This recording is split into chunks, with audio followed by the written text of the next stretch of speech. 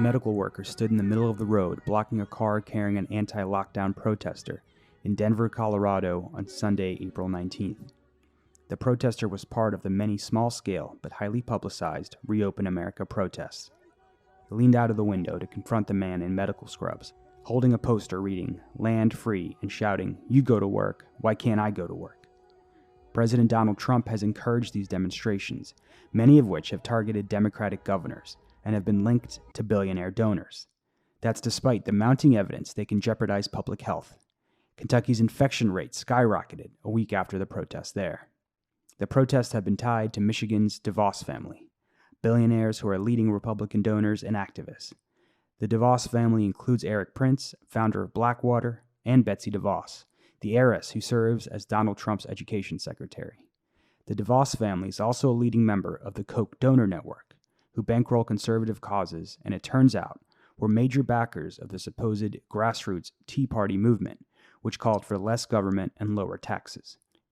Real News climate reporter Steve Horn says right-wing billionaires have funded an ecosystem that greatly amplifies their message through organizations like the State Policy Network. The State Policy Network essentially is the think tank world of the American Legislative Exchange Council, or ALEC, and it's what gets these ideas out there. So in Michigan, when this protest was happening, a different prong of this apparatus called the Mackinac Center for Public Policy, they were doing reporting on this from their own portal, and then they beamed out the protests.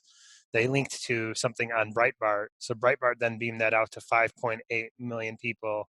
And essentially, this was like the perfect depiction of how the right-wing echo chamber works, the legacy of it and the newer prongs of it. So Breitbart is funded and bankrolled, or at least was, by the Mercer family, and Mercer is and was a major backer of Trump.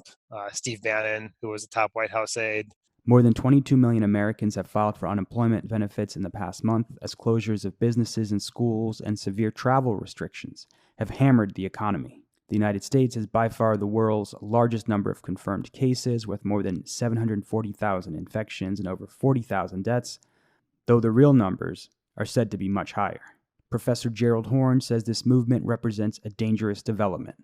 These so-called constitutional conservatives rallying at the State House in Lansing, Michigan, this is coupled with similar moves that are taking place in Idaho, which you may recall is the state that is the de facto headquarters of white supremacists. A number of the leaders of the August 2017 pro-Nazi, pro-fascist rally in Charlottesville, Virginia, actually had roots in Idaho.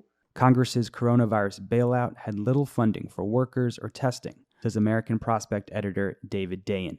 Of reopening the economy, you really can only do that if we have the proper public health measures in place, the proper testing and things like that. And there was almost no money in this pandemic response bill to actually respond to the pandemic, to actually bulk up testing and surge it so that you actually could reopen the country. For The Real News, this is Jessel Noor.